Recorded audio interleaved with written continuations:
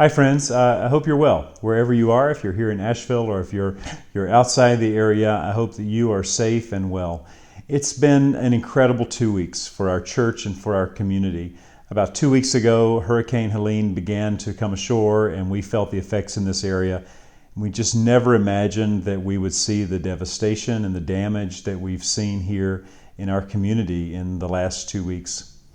I wanted to give a quick message about what's happening at the church and how we're doing as a congregation. I think we are feeling haggard, especially those of us who are still in town with no power or water, who've been caring for basic needs every day. We're also, though, feeling hopeful because we are seeing signs of progress as power comes back and as we find our way day by day in this new normal. We're also feeling very supported. There's so many people from all over the place who have come to help us get power on, to help clean and provide supplies, to bring water and basic necessities. I passed, on the way home from church last Sunday, I passed several utility trucks that were from Montreal. All of their lettering was in French, and just blown away that people came that far away to help us get our power back in our neighborhood. And I know the same has been true throughout the Asheville area. So we're feeling supported. Our congregation, thankfully, is safe and well, and we're really, really grateful for that. About half of us or so have evacuated the area or made plans to travel until the water comes back. And some of our younger families have gone to be with relatives or other family members where they can perhaps even enroll their kids in school until water comes back. That's the big deal right now. We don't know when we'll get water back for much of Asheville and for our church facility and for our school system. And so everyone is trying to make plans and do the best they can. Our church session met on Sunday afternoon to make some decisions for our congregation's life in light of the fact that our facility doesn't have water and doesn't have HVAC. And so I wanted to share some of those updates. Probably the theme of this is keep it simple. The session said, for this period of time where we don't have water and so many of our folks are out of town, let's just keep it simple. And the number one thing that means is we're going to have one worship service at 11 a.m. on Sunday until we have services back to our building. It's going to be a service at 11 o'clock, live streamed, relatively simple. We don't have bathroom facilities or HVAC, so dress comfortably, come prepared. We're going to try to keep it under an hour. There will be a place in the sanctuary for children to go that's comfortable for them to be during the service.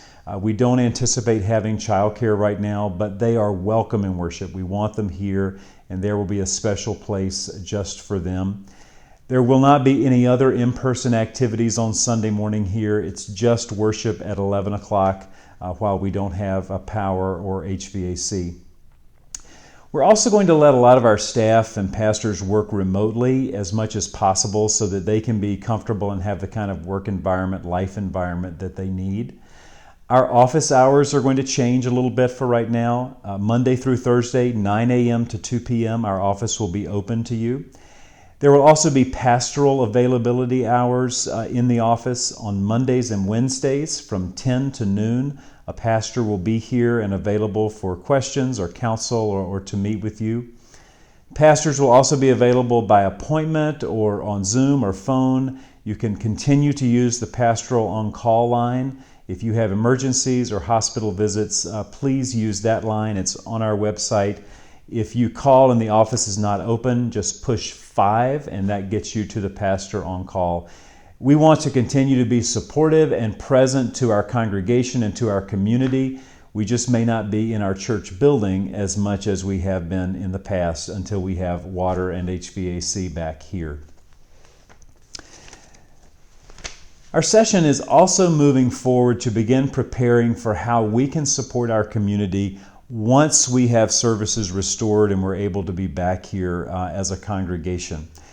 One thing we know will happen is we will have a lot of work groups coming here for the foreseeable future, wanting to serve and support our community from lots of other churches and areas. So we are moving forward right now to find ways to improve our facility to be more hospitable, more welcoming to groups that will come here and serve, to clean up and repair and rebuild.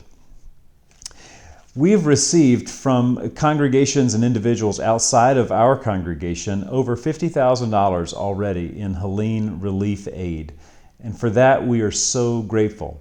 Our session decided to set all of that aside to be used when the time is right for direct support and supplies to help people repair and rebuild.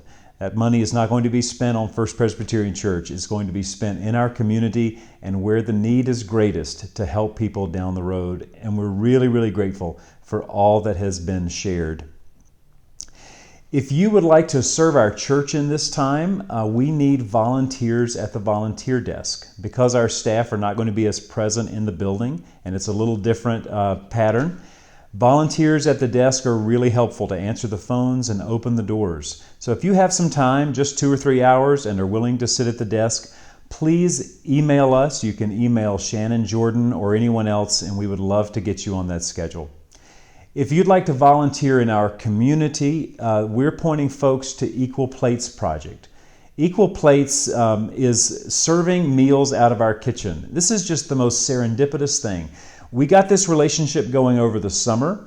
In September, on September the 16th, they got everything ready and going to start making meals out of our church kitchen.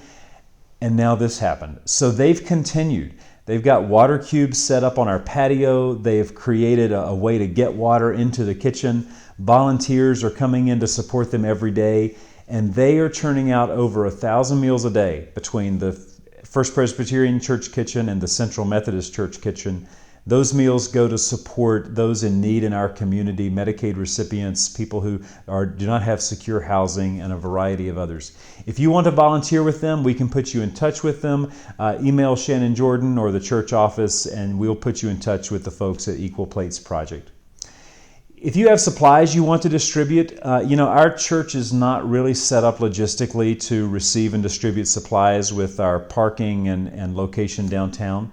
But Grace Covenant Presbyterian has supply distribution every day from 12 to 4 p.m. You can take supplies to them, or you can request supplies. You can show up and get supplies.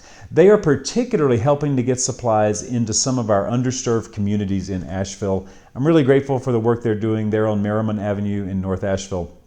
Feel free to take supplies there.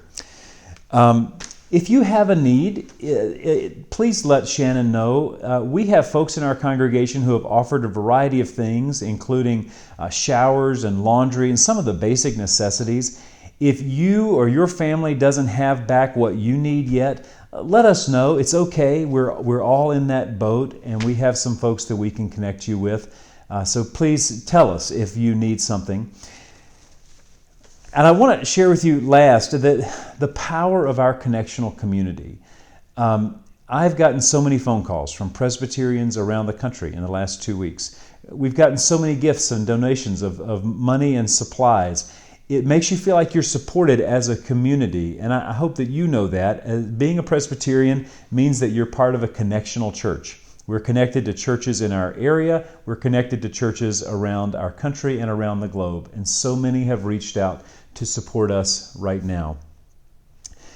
As I said at the beginning, some of our congregation is away and some is here. And I trust that people are making the right decisions for themselves and their families.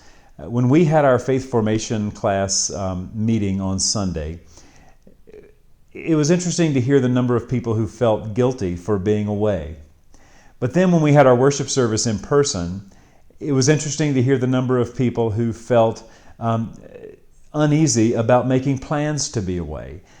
The thing is, there's no easy decision here. When you don't have water or power or the necessities you need, I trust that each one of us is making the right choice for ourselves. And I know this, we will come back together, probably sooner than later, and there will be a lot of work to do. Our congregation will regather, our community will need us, and so it's okay. If you are outside of the area, stay in touch with our church, be proud of what we're doing, and in the place where you are, find a church to worship there and tell them you're from Asheville and what's going on with us. Strengthen the connections of our church. And if you're here, I hope that you'll come to worship in person if you can, and if you have time to volunteer, volunteer. Until our water comes back and we're back together as a congregation, we're going to do the best we can. But when we're back together, we're going to be ready to help and serve our community for the foreseeable future. Because Western North Carolina has a long way to go. We've got months and years of work of rebuilding, and as Presbyterians and followers of Christ, we're going to be in there serving our neighbors.